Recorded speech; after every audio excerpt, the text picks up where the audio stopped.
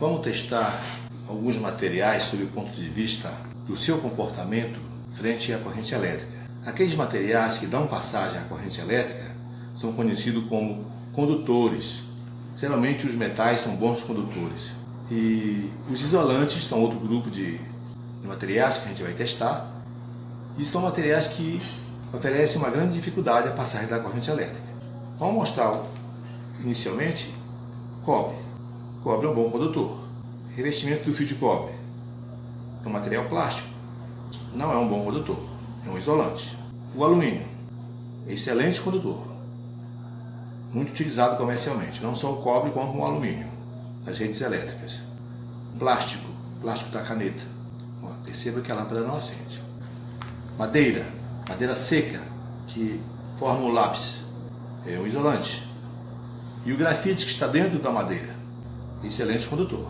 Em relação ao vidro, vamos testar o vidro aqui. O vidro não permite a passagem da corrente elétrica. Papelão, também o papelão não permite a passagem da corrente elétrica. Ele é um isolante. Vamos testar um outro material, cortiça. Olha, cortiça não permite a passagem da corrente, então ele é um isolante. Aqui nós temos silicone. Verifique que a lâmpada não acende, porque o silicone não permite que a corrente saia do terminal A para o terminal B. Somente os condutores permitem essa passagem. Vamos testar agora alguns materiais líquidos. Testamos alguns materiais sólidos anteriormente e vamos testar alguns materiais líquidos e ver o seu comportamento diante da corrente elétrica. O primeiro material líquido que nós vamos testar é a água, H2O, que é o líquido mais comum do mundo. Então nós temos aqui um copo com água doce, tirada da torneira, e nós vamos colocar aqui dentro desse copo. Percebam que a lâmpada, quando eu tocar os 12 eletrodos, percebam que a lâmpada acende, tá? Nós temos aqui a fonte de tensão contínua, a carga, que é a lâmpada, e aqui vai servir como uma espécie de interruptor. Nós inserimos um multímetro, que agora está na condição de amperímetro. Ele vai ler essa corrente contínua que está passando aqui, que vem da fonte. Perceba que a lâmpada está energizada. Olha, inicialmente o amperímetro não está lendo nenhuma corrente, está zerado. Quando eu coloco na água, ele deve começar a medir uma certa amperagem. Percebam que agora mudou o valor da corrente elétrica, tá? Dá para ler o valor ali, né?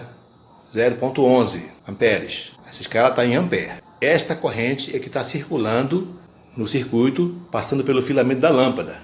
Apesar da lâmpada não ter acendido, não significa que ela não esteja sendo circulada por uma corrente. É que essa corrente, a magnitude dela, não é o suficiente para encandecer o filamento da lâmpada, mas é suficiente para dar um choque num ser humano e que as consequências podem ser muito sérias.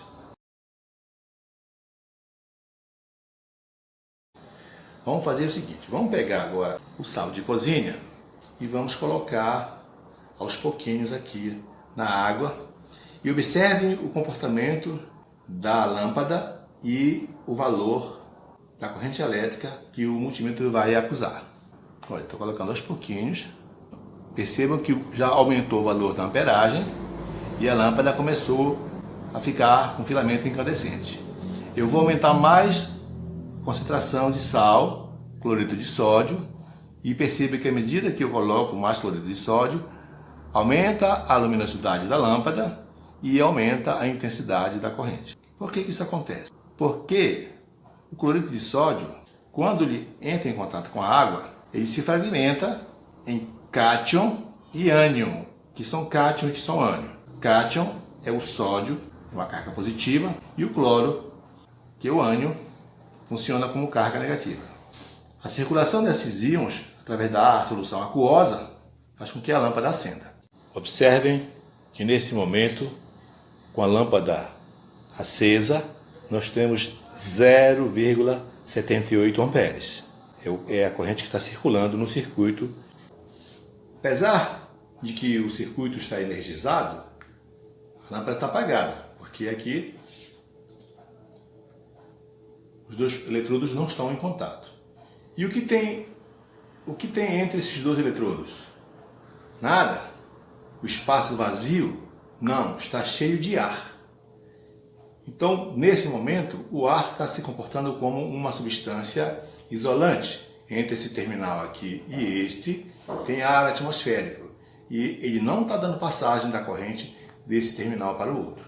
Então, nós poderíamos dizer que o ar atmosférico é isolante, assim como o vidro, por isso a lâmpada não acende.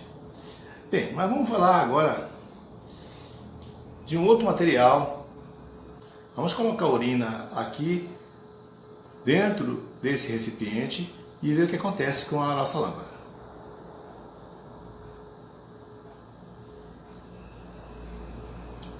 Você percebeu que a lâmpada acendeu.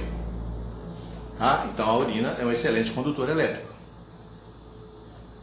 E nós podemos, quanto mais aumenta a concentração de urina, maior é a luminosidade da lâmpada.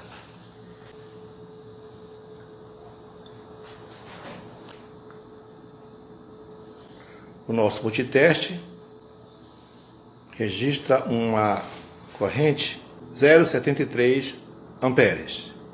A corrente elétrica, ao passar pela urina, provoca uma reação química. Íons são depositados nos eletrodos. E esse princípio é muito usado na indústria, conhecido como galvanometria, para cromar objetos, para folhear joia ou semijoias com ouro, 18 quilates e outros materiais. Muito utilizado esse princípio na indústria com a corrente elétrica. Olha como ficou o eletrodo após eu tirar do recipiente e após ele ter sofrido a ação da corrente elétrica. Ficou depositado uma crosta de material, que é justamente o princípio da galvanometria, para cromagem e folheamento a ouro de semijoias.